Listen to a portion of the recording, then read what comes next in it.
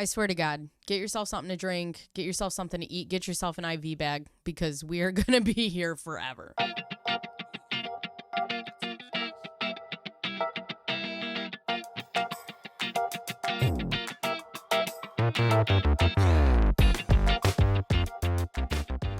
Hello, everyone, and welcome to That's My Opinion! My name is BaconBearzz, and that's my opinion. I'm just going to tell you guys off the top that I do have this timestamped in the description box. This is a long one, so if you want to get to the meat and potatoes of what we're talking about today, you can go in the description box down below. If you guys are listening to this on another on another platform that you don't have the option to skip, well, good luck to you, because you're going to be here for the next 3 days. How are you guys? Hope you're doing well. This is episode number 7.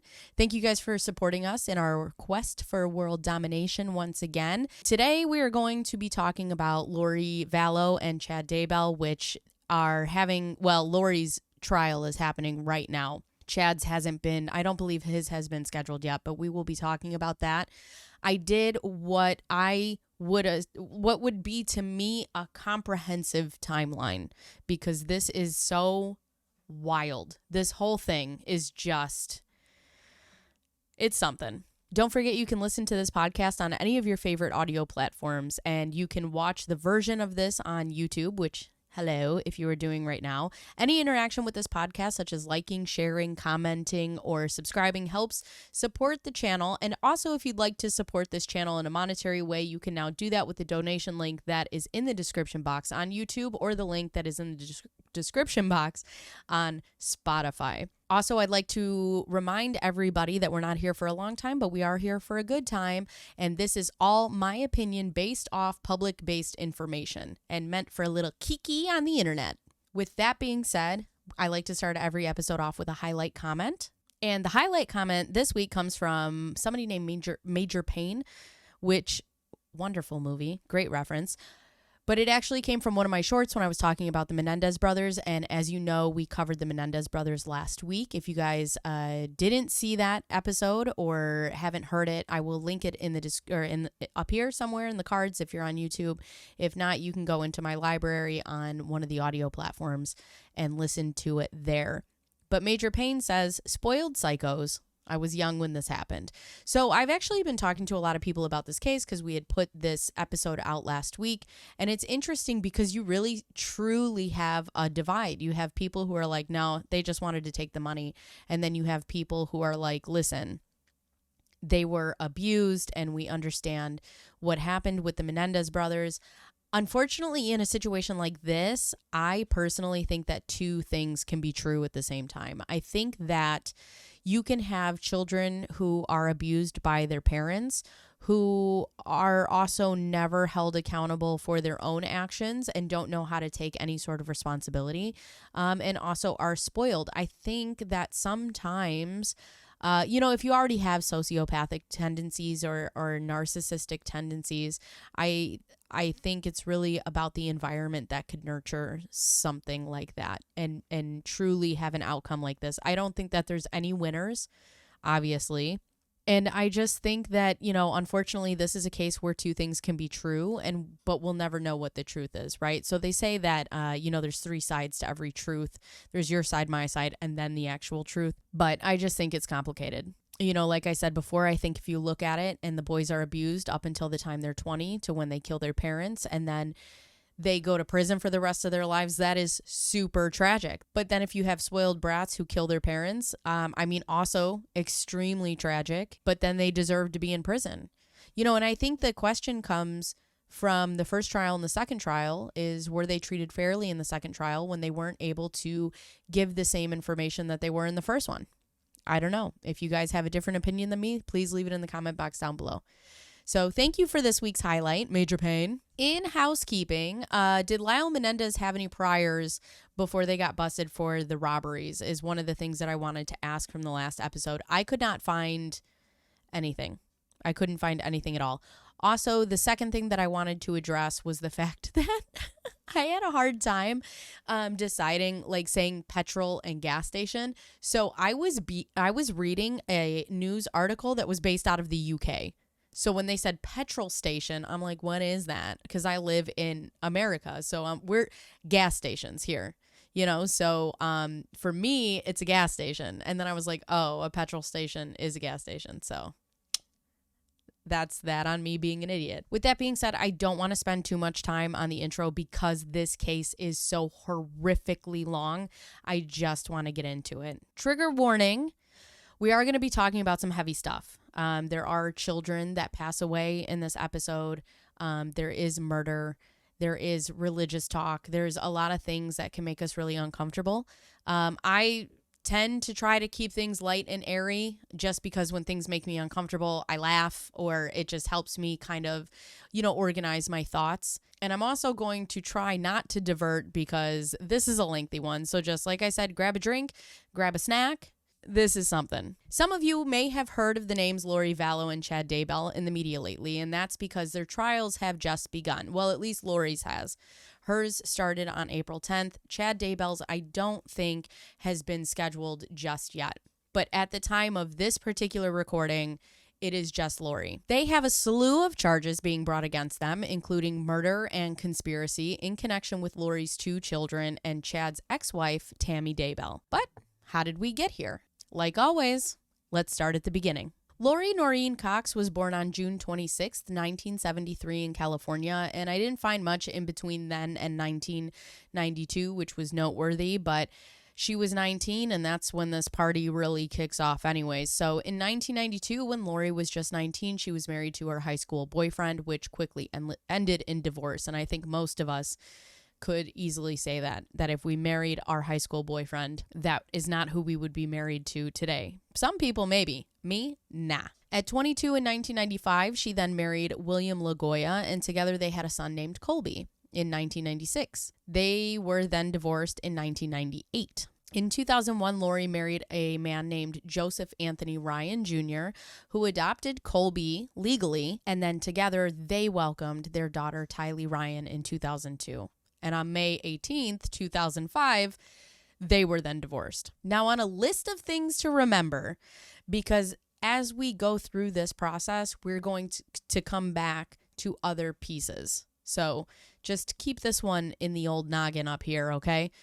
On a list of things to remember, in 2007, so this is 2 years after Joseph and Lori are divorced, Joseph Ryan is attacked by Lori's brother, Alex Cox, which is also a name you will hear a lot of during this episode. He did it because he claimed that Joseph was abusive to Lori and the kids. He attacks him by tasering him and then threatens to murder him. He then later joked about this attempt in his attempt at comedy because he was going to be a stand-up comedian. There's actually footage of this on YouTube if you want to see it.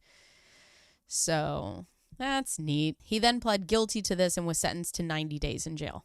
And then not even a year later, after true love strikes again, on February 24th, 2006, Lori marries Leland Anthony Vallow, better known as Charles Vallow. And this is where our story really begins. Charles was born on August 17th, 1956 in Louisiana. He was raised Catholic, but later becoming a part of the Church of Jesus Christ of Latter-day Saints, LDS, which is what I'll refer to it for the rest of the podcast, because that's the church that Lori was a part of. All accounts that I've been able to find have said that Lori and Charles had a really good marriage. Charles was married before and had 2 sons from this marriage. Together, they raised Tylee, Lori's daughter, and in 2013, 2014, different articles had said different years, but around this time, they adopted a boy named JJ. JJ was the grandson of Charles's sister. So this makes JJ Charles's grandnephew or Charles a great uncle,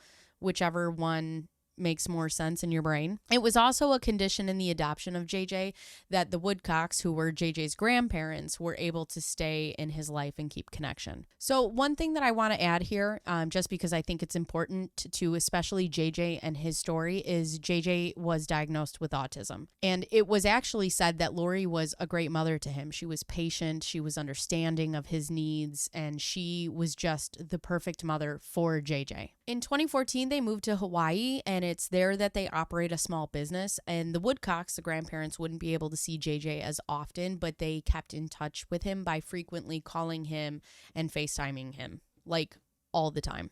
It's said around 2015, Lori starts reading a series of books named Standing in Holy Places. And this is written by a man named Chad Daybell. And it was said that she is obsessed with them. Then in 2016, the Vallow family decides it's time to move back to Arizona from Hawaii. We're kind of speeding through years here.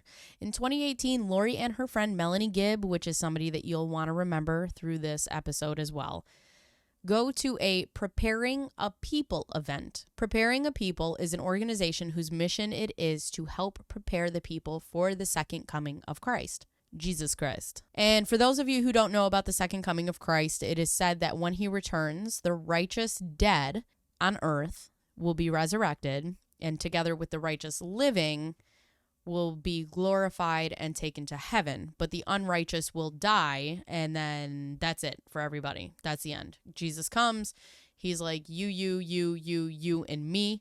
Out of here. The rest of y'all, bye. Is that like a rapture? Like we just disappear out of our clothes?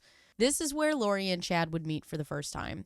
At this time, Chad tells Lori that they have been married in 7 previous lifetimes. And I assume that's not counting all of her other marriages. And after this, they were in constant communication. But Lori is still in fact married to Charles Vallow. And good old Big Daddy Chatty has a wife of his own. He's married to a woman named Tammy Daybell, and they together have 5 children. So neat. Chad and Tammy Daybell are married March 9th of 1990 in Utah, but they moved to Salem, Idaho, where Chad wrote and published his books about the apocalypse and his end-of-the-world religious beliefs, and Tammy worked as a librarian. It's alleged by Melanie Gibb that at this time our 2 wildly stand-up citizens start an affair. It's also at this time that Chad lets everyone know that he has lived 31 different lives on various Earth-like planets.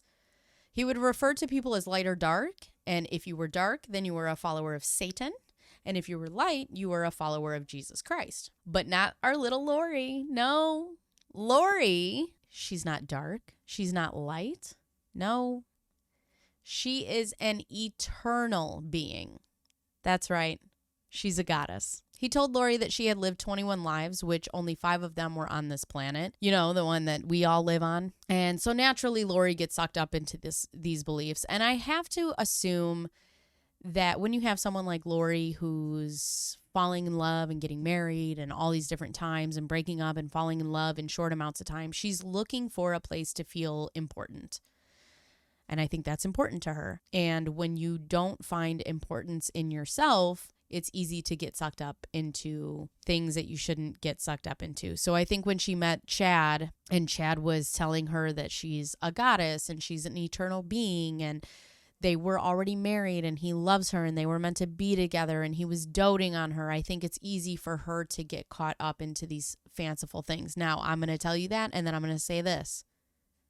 I will never, ever, ever, ever, ever, any lifetime go to bat for Lori Vallow, because I think she's awful. And I think she deserves everything that's coming to her in this trial that she's in right now. But we'll get there. Melanie Gibb also says at this time that she had heard Lori and Chad talking about, quote unquote, zombies and people whose souls were replaced by dark spirits. Another friend of Lori said that it was at this time that Lori started referring to Charles Vallow as a demon. This is where you really need to start looking into things, because I find it funny that Lori meets Chad. Chad likes Lori. Charles, dark spirit. You see where I'm going with this? Stay on the same mindset. Trust me. On April 3rd of 2018, at age 59, Joseph Ryan, her third husband, I can't keep track of them, Elizabeth Taylor, third husband, passed away and was found in his apartment, and his cause of death was ruled as a heart attack. Lori was notified and allegedly never went to claim his body. But even worse, she never notified his family. So none of them were able to go claim his body. Real class act, this one. November 2018, Chad comes to Arizona and stays at Lori's house while Charles is out of town. And according to Melanie Gibb, Lori told her that weekend, Lori and Chad were sealed together by Moroni and Jesus Christ in the LDS temple, and the relationship of multiple lives was reunited. So I assume this was some sort of wedding ceremony. that wasn't recognized maybe by the state or legally. December 2018, Chad and Lori make their first appearance together on Preparing a People podcast, Time to Warrior Up. The podcast has since been removed and they have disassociated from the couple. Even Preparing a People is like, listen, we believe in the second coming of Christ, okay? We believe Jesus is coming and he's going to take those of us who deserve it. But you two? Nah. Like, you gotta go. We don't know her, okay? She's bye. Lori tells Melanie Gibb at this time that Charles was in a car accident and would not be home by January 1st. But Charles is never in a car accident. And when Melanie Gibb pushes her about this, Lori says he didn't because Satan interfered with the plan. Whose plan? Lori? Whose plan? January of 2019, Charles tells Brandon Boudreaux, who is Lori's nephew. So there's two Melanies. There's Melanie Gibb, that is Lori's friend, and then there's a Melanie, her niece, who is married to Brandon Boudreaux. You know what I need? I need a room with a bunch of those little red strings so I can show you how all these people are connected in a timeline. It's kind of like a multiverse, but of murder. In January of 2019, Charles tells Brandon Boudreaux, Lori's nephew-in-law, that Lori had accused him of infidelity. So she tells Melanie Gibb that Charles is taken over by an evil spirit and that they need to perform what's called castings to get it out of him. Throughout the next several months, Charles would be taken over by 3 to 4 different evil spirits. Very busy man. Also, why don't good spirits ever take over? Why they all gotta be evil? Like, what if they're just misunderstood? Why is it always like, oh, you're evil, that must be a spirit? But aren't spirits also good? Didn't we just talk about the second coming of Christ? Aren't there righteous spirits? I'm so confused. I was raised Catholic, so we don't have zombies. We didn't get any of the cool stuff. January 31st of 2019, Charles calls the police because Lori has changed the locks on their house while he was out on a business trip. He also expresses, though, his concerns about Lori's belief and them going way too far. The police help him kick in the door to their own home and they see that Lori and the children have packed up and left. Charles says Lori canceled his flight home. Could you imagine you're trying to get on a flight and your spouse is like, nah. So he says that she canceled his flight home, stole his truck, and clears his bank account of $35,000. Charles tells the police that she is correctly unhinged. He also says, Lori also says, I'm Nick Schneider and I've taken over Charles's body. So Nick Schneider is one of the spirits that has taken over Charles. Charles also states that Lori has said to him, I'm going to kill you. You're going to be murdered tomorrow. And she told Charles that she can kill him with her, quote unquote, God powers. After all of this, Lori waltzes into the Gilbert Police Department to report her purse stolen. So what happens in between here that I kind of left out was the fact that Charles had found her car, I believe, and then took her purse so that she couldn't go anywhere because he thought that the keys to the car would be in the purse. But Lori had the keys on her person. So she goes into the police department to report her purse stolen, which Charles Vallow has. And she then tells her account of what's happening between her and Charles. And she says, girl, he just goes nuts sometimes. She says, I caught him cheating. I presented him with the evidence and he's mad about it. So the interesting thing that we'll find through this whole podcast as well is she can just turn on and off her beliefs so quickly, so nonchalant. Oh, he's cheating and he's mad because I caught him. No big deal. And then later, or throughout this whole thing, she tries to use religion and these quote unquote beliefs that she has as an excuse for all the behavior that we see. So by doing this though, but by playing nonchalant and being like, oh my God, I presented him, I presented them with the facts that he was cheating on me, blah, blah, blah.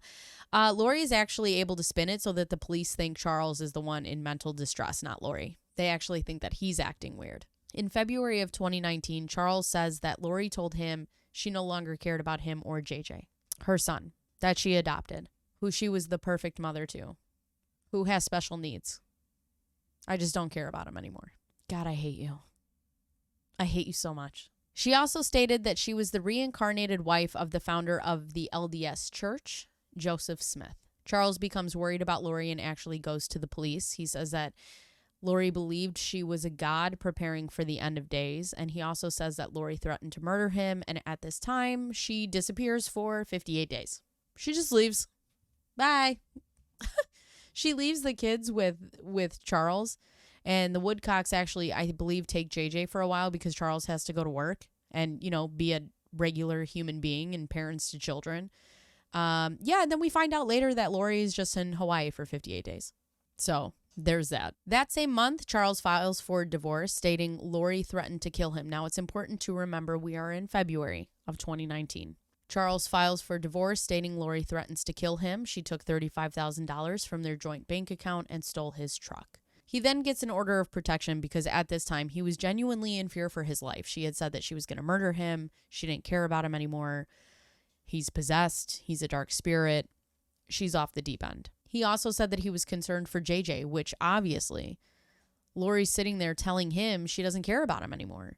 So yeah, I would be concerned for his well-being as well. Also, JJ has specific things inside of his routine that he needs. He has special needs. He's a special needs kid. It's not fair to do that to children in general. I hate you. He's also very concerned at this time for the well-being of Tylee, which rightfully so. But unfortunately, there's nothing he can do at this time because he's not biologically her dad. Her dad was Joseph Ryan, who is also gone at this point because he had a quote-unquote heart attack, which I never believe anything in this podcast anymore, so we don't know. But then it's reported that 1 month later, he withdraws this petition saying he wanted to make the marriage work, which I have to assume Lori manipulated that whole thing.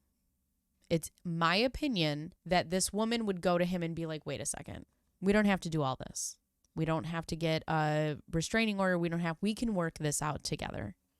We can do this. So he goes, he takes care of all that. He takes away the petition of divorce. And on July 11th, 2019, Charles Vallow, age 62, is shot and killed by none other than Alex Cox, Lori's brother. If you weren't already starting to get a little irritated with these people, Alex Cox says that it was self-defense. And nothing comes of this. Nothing. Alex says that Charles came to the house to get JJ so that he could drop him off at school. But when he goes inside, Alex is going to confront him about the fact that Charles was abusing his sister and the kids. Now, where have I heard that before? Was it in 2007 when Alex assaulted Joseph with a taser? Very interesting pattern here. Anyways, Cox claims that Charles Vallow struck him in the head with a bat. So instead of calling the police or leaving and going to the police station, no. Alex goes and gets his gun. And then he takes the life of Charles Vallow. Now, it was also reported that when Alex is on the phone, I believe he claims that he did CPR. But when the paramedics and I believe the police got there, Alex is clean. And if you were to do CPR on a gunshot victim, you would have blood on you, right? So from what I was able to gather, Lori and Tylee had heard the gunshot, and I haven't been able to really find where JJ was. I do have to tell you that I saw the body cam footage, which you can find on YouTube. And if I find the video, I'll link that down in the description box down below. It's bizarre. It is bizarre. Lori is behaving just happy and chitty-chatty, and it's something. It is something. And, of course, our little Lori over here doing the Lord's work. She did, in fact, not notify the family. I repeat, did not notify his family. So this family, including his children, had to learn about Charles's murder from the news. Also, she allegedly told Colby, her oldest son, that Charles had passed away from a heart attack. He said it was Alex who told him that Charles allegedly attacked Alex, so he had to shoot him. With people who lie like this, do you just think that you're going to tell a story and it's just going to like die right there. Like that Colby's not going to be like, oh my God, Alex, what happened? Do you just think that like people don't talk to each other? I never understood that about habitual liars. Like that doesn't make any sense to me, especially people who lie to people inside of a group. Like, do you think that none of these people are going to talk to each other? So wild. July 18th, 2019, Lori finds out that and this might be my favorite part of the podcast. She finds out that she is not the beneficiary to Charles's money. When I tell you that reading that just made me warm and fuzzy inside, good for you, Charles. Good for you. It's a shame that nobody listened to you, because I think this could have gone differently if somebody believed a man when he was talking about, his wife being the way that she is, instead of him being portrayed as the one who was not quote unquote acting right.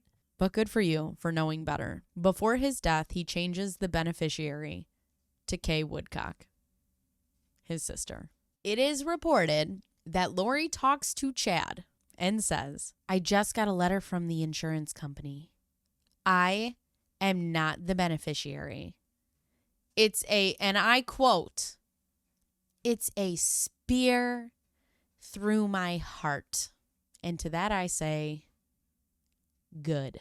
And then she asked Chad who she thinks the beneficiary could be or who they changed it to. And Chad says something along the lines of, that's unfortunate and you're never going to be able to find out. So it is important to remember that they are collecting money at this point. So I believe Tylee is getting money from Social Security because Joseph Ryan, her dad, had passed away. And then JJ and Lori would be getting Social Security because Charles had passed away. So everybody's getting something from Social Security. According to the Rexburg Police Department, between August 10th and October 24th, Alex Cox purchases not one, not two, not five, but 46 guns. 46 of them. 46. And I'll tell you what I don't have 46 of. Words. Why? Why do you need that many guns? Why are you purchasing? Also, shouldn't you be put on a list somewhere? After like 5 guns, there should be like a little marker that's like, hey, too many guns. Like that's one too many 46 guns. That's too many guns. What do you need all those guns for? August 12th, 2019, Lori takes JJ and Tylee off of her $2 million life insurance policy and names Colby Ryan sole beneficiary. August 14th, Lori puts in a rental application, and in the income section, she lists her income as the combined Social Security benefits that Lori receives for herself, JJ, and Tylee. September of 2019, Lori moves herself, her kids, and Alex to Rexburg, Idaho from Arizona because that's where Chad Daybell lives. So July, August, September, 2 months after her husband, who was going to work on his marriage, passes away. 1 month after she puts in a rental application, August 14th. 2 months after, she moves to Rexburg. September 3rd, Lori enrolls JJ at Kennedy Elementary School in Rexburg. September 8th, 2019, we get to the last known sighting of Tylee Ryan, Lori's daughter, from her and Joseph Ryan. Lori Vallow, Tylee, JJ, and Alex Cox visit Yellowstone National Park. Melanie Gibb said at around this time she was referring to Tylee as a zombie. Also, JJ is possessed. September 8th, 2019, Chad signs a life insurance application to increase Tammy Daybell's life insurance to the maximum amount allowed. Sometime in September, Alex Cox's girlfriend Zulema said that she visited Lori, but she never saw the kids. And when she asked about Tylee, Lori allegedly says, quote unquote, she had to be freed. And then Zulema's like, what? What does that even mean? And Lori responds by putting her hand to Zulema's face. And she says, don't ask. The morning of September 9th, one day later after we see Tylee and Lori and JJ and Alex at Yellowstone National Park, Alex Cox's cell phone, the GPS places him in Chad Daybell's backyard for about 2 hours. 14 minutes After Alex's phone shows him leaving Chad's property, Chad Daybell texts his wife, Tammy Daybell. I spotted a big raccoon along the fence. I hurried and I got my gun, and he was still walking along. I got close enough that one shot did the trick. He is now in our pet cemetery. Disgusting prick. He texted this to his wife so that it wouldn't make her suspicious of freshly dug ground. And here you can immediately see he's covering his own tracks. They all are. September 22nd, 2019 is the last time that we will then see JJ. 14 days after the disappearance of Tylee. And I can only imagine what JJ saw or heard at this time.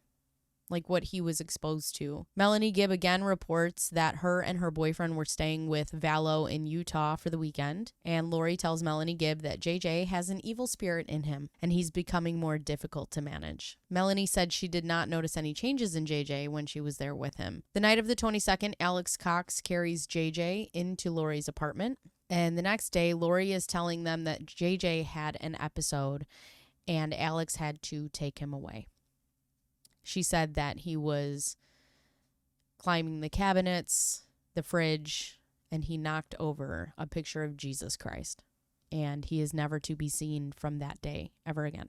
September 23rd, 2019, the next day, Alex's cell phone again shows that Alex Cox returns to Chad Daybell's backyard, but he was only there for 17 minutes this time. September 24th, 2019, Lori contacts JJ's school to inform them that JJ would no longer be attending classes.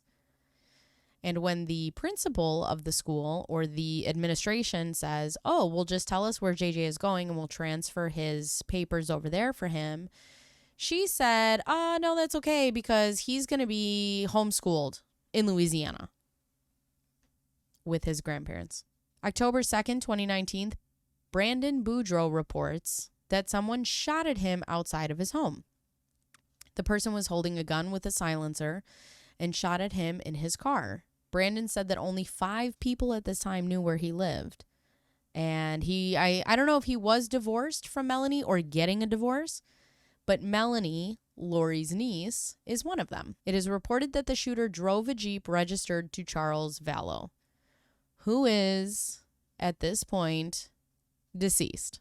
Some of these points are so disgusting because how can you be this shitty of a person? Like, I really just don't understand it. Lori Vallow purchases a ring from Amazon, a wedding band, by the way, but a ring from Amazon from Charles's account, Charles Vallow, her late husband. October 9th, 2019, Tammy Daybell reports to police that she has been shot at in her driveway. The assailant was masked, and she believed that she was shot at with a defective paintball gun. The sheriff's office never found out who did it, but ABC4.com reports that in court documents, it was Alex Cox who attempted to shoot and kill Tammy that day.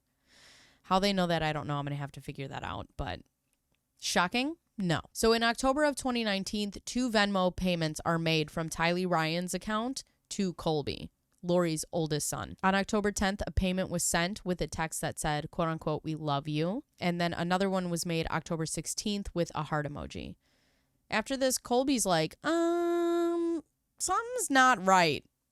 So he texts Tylee and he's like, hey, is everything okay? And he gets a response from Tylee's phone that says she's fine, but she's too busy to talk. And the way that things are written is out of character for her. So he starts trying to call her, but he never gets a response, which Colby himself states that it is incredibly out of character for Tylee to miss a phone call and not call him back. And also, at this day and age, with a 16, 17-year-old girl, find me one that's not on or attached to their phone. So I want to take a minute to kind of divert because we find out some information that I feel like is pertinent to the story at this time because of where the story is going.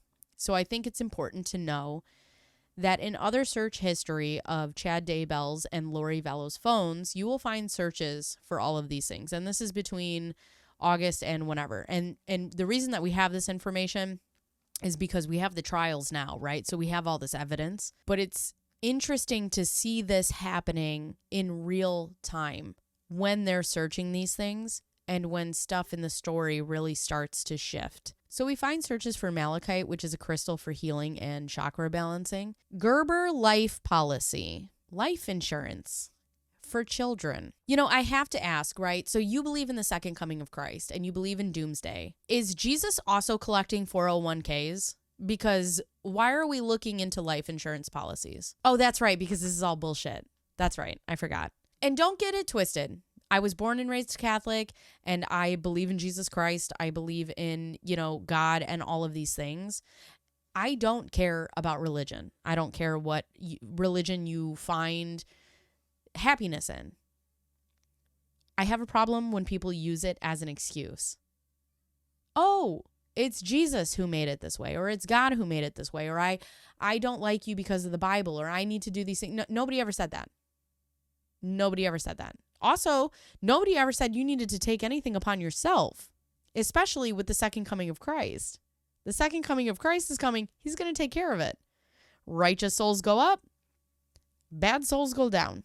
It's just all bullshit. It's all bullshit, and I hate them so much. It's really getting me heated. You guys should have seen the smoke coming off my keyboard when I was writing the script. You will also find searches for Phoenix Pet Services Craigslist, sell service dog, which JJ had a golden doodle that was bought for him by Charles Vallow, and it was his service dog. Wedding bands made of malachite, Kennedy Elementary, Rexburg, Idaho phone number, which is JJ's school. Define possess, which the definition is 1, have as belonging to one or own, or number 2, of a demon spirit, especially an evil one, have complete power over someone and be manifested through their speech or actions. All these searches were done, and some of them were done in August of 19, and then it goes on. It didn't give me an end date, but it did say that they started as of August. And remember, we don't see the kids disappear until September. So that's something to keep in mind when you're deciding how you want to lean on this case. October 19th, 2019. Lori's children are missing. Colby is getting increasingly worried, rightfully so. And Tammy Daybell, you remember Chad Daybell's wife, is found deceased in her bed. It was her son Garth and Chad that called 911.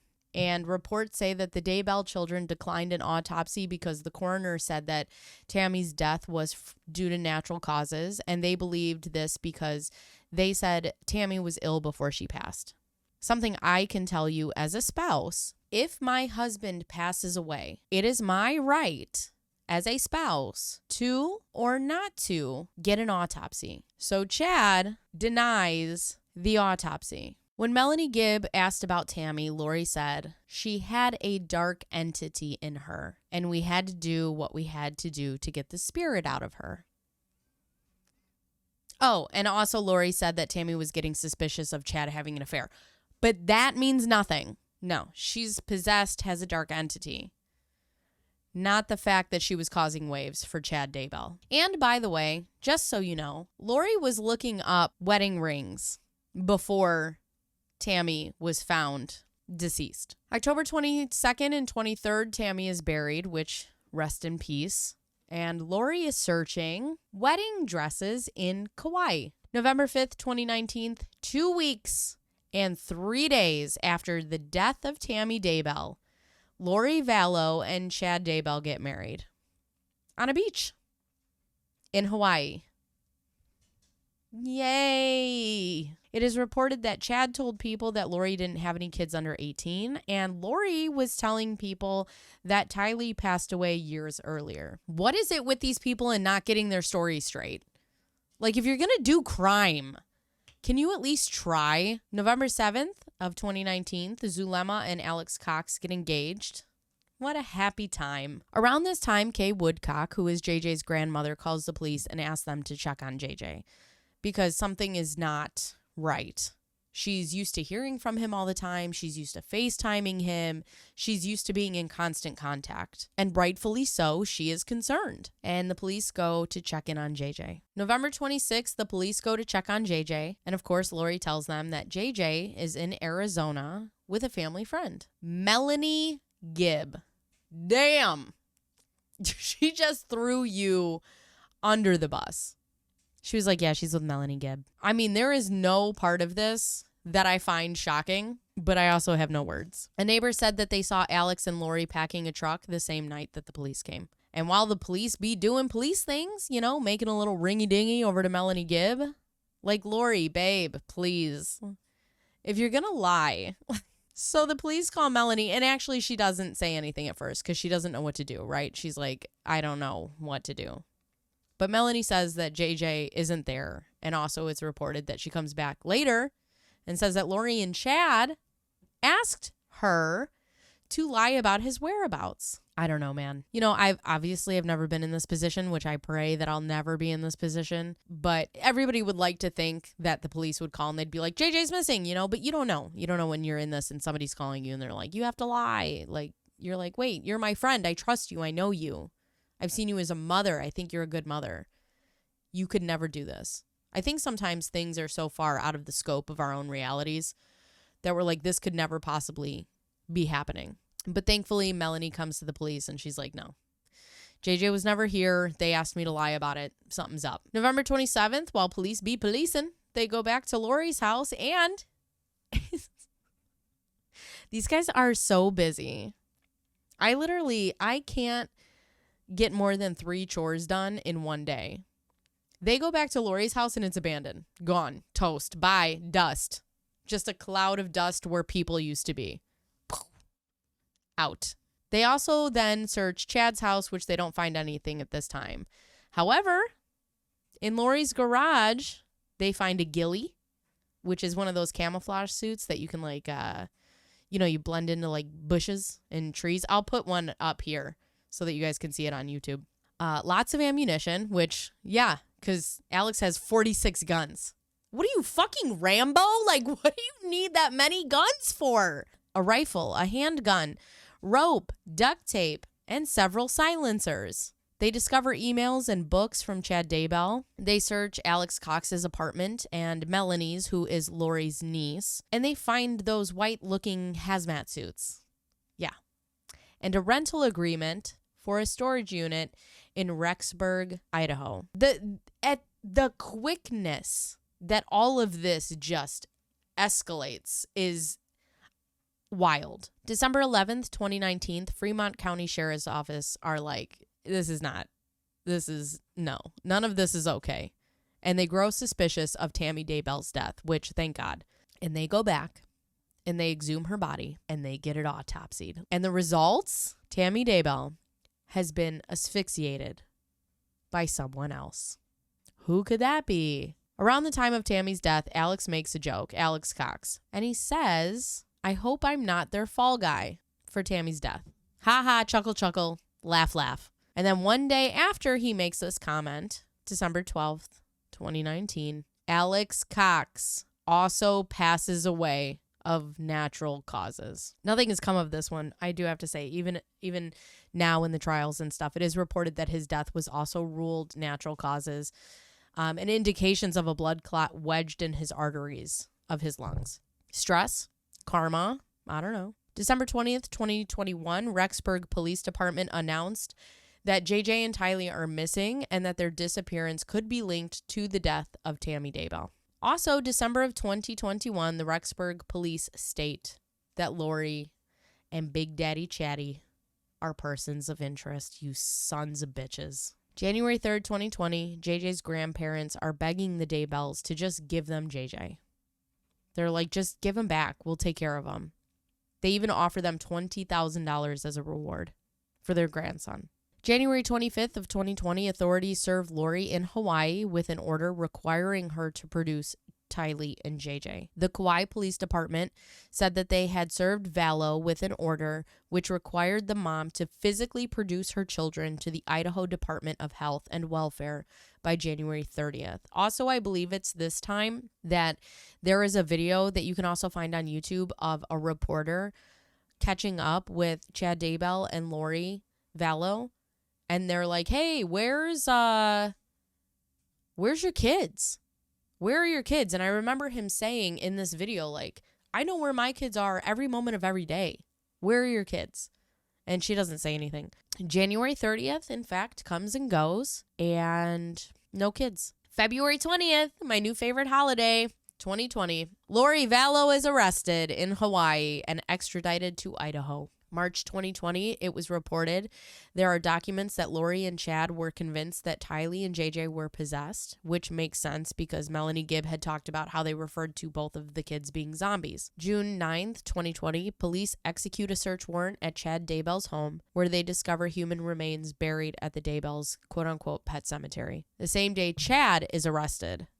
Finally. Also in June, authorities confirm that the remains did in fact belong to J.J. Vallow and Tylee Ryan. There was a memorial built along the Daybell's fence to honor the victims. And all I can think of at this time, if you're anyone else, family members, Chad's kids, Colby, right? Lori's ex-husbands, what is going through your brain? Like, what is it that you're thinking about? And we had already talked about, like, your reality, right?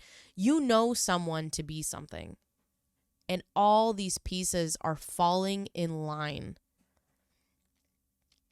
I just have to assume you're just like, none of this is true. None of this is happening. Maybe you're just blinded to it because you're like, this could never be. You just love somebody so much. Like, my heart breaks for Chad's kids, for Colby.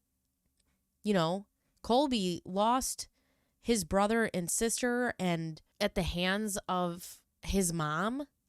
Oh, it's awful. May 25th, 2021, Chad Daybell and now Lori Vallow Daybell, barf, are charged with first-degree murder for the deaths of JJ and Tylee. Daybell was also charged with murdering his first wife, Tammy Daybell. May 2021, after a psychological evaluation, Lori is deemed quote-unquote unfit for a trial. A new competency evaluation then had to be given. June 2021, Chad Daybell, of course, pleads not guilty, and Lori does not enter a plea at this time because her trial is on hold while she receives mental health treatment. However, she is also charged with conspiracy to murder Charles Vallow. August 2021, prosecutors announced that they will in fact seek the death penalty against Chad Daybell, who is currently in jail at this time awaiting trial. April 11th, 2022, Lori is deemed in fact competent to stand trial. Which, try her into the ground, baby. April 19th, 2022, Judge Stephen Boyce has to enter a not guilty plea on Lori Vallow Daybell's behalf because she refuses to do so. Also, it was written in another article that it was her lawyer that entered the plea, so I don't know which one it was. But somebody had to enter it for her because she refused to give one. August 2022, Lori appears in court smiling. So fun. And wearing her wedding band. Chad and Lori at this time have pleaded not guilty to murder, conspiracy, and grand theft charges in connection with the deaths of 7-year-old Joshua J.J. Vallow and 17-year-old Tylee Ryan. Judge Stephen Boyce also said no cameras, no still photography by the media in this courtroom, which I would like to watch it, but I don't blame him at all. It would be a circus. And to be honest with you, I think that Lori would love it.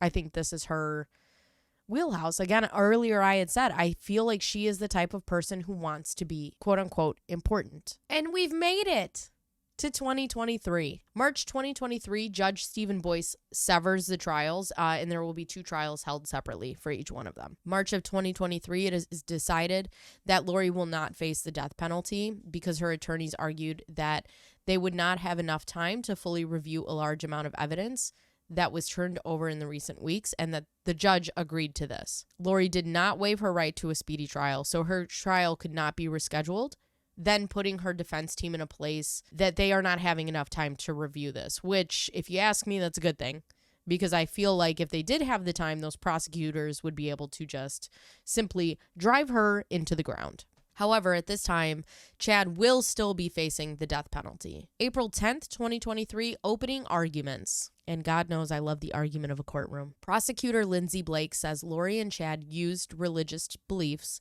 to persuade those around them to not question their actions and justify murder, which I 1000% believe in my whole heart. And here's the other thing.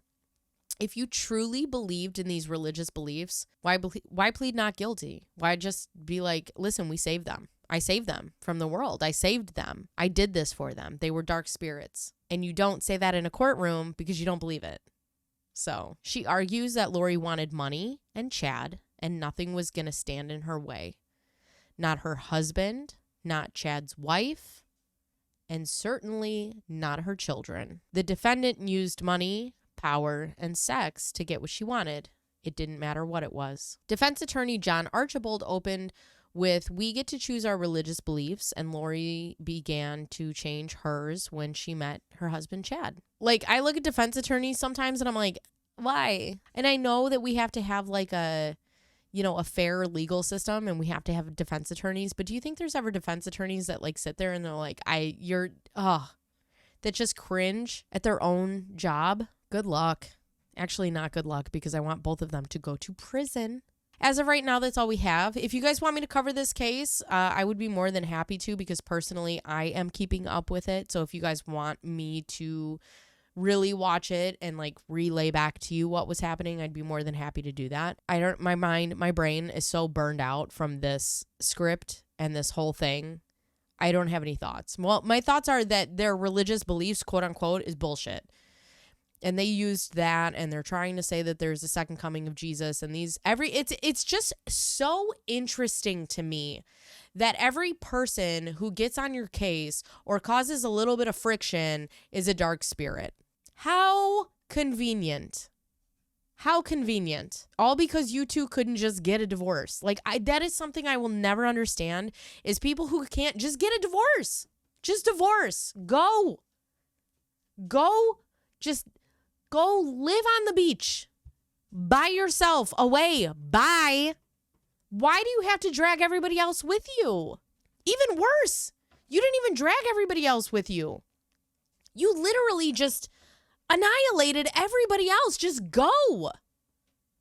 Just go. And aside from the people who are deceased now, you leave a wake of carnage of people who are still alive. Yuck.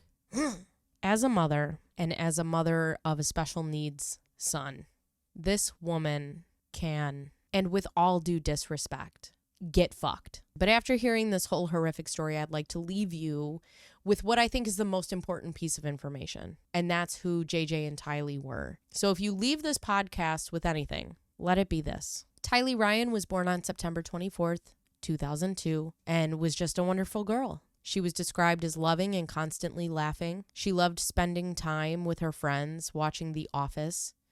But her favorite thing was hanging out with her brothers, JJ and Colby. It was said when JJ joined the family, she took her role of big sister extremely seriously, even joking that JJ was her own child. She was witty and sassy, but also super sweet and tender-hearted. Joshua JJ Vallow was born May 25th. JJ had a diagnosis of autism. For some of our friends with autism, new environments and major changes can be extremely overwhelming and hard for them. But JJ was described as a loving little boy who just brought so much joy. His teacher said that he loved school, running down the halls, excited to be in class, play along with his friends, and the classroom was his home. And the two of them together, Tylee and JJ as siblings, had unconditional love for each other. I hope that Tammy Daybell, Tylee Ryan, JJ Vallow, Charles's kids from his previous marriage, Chad's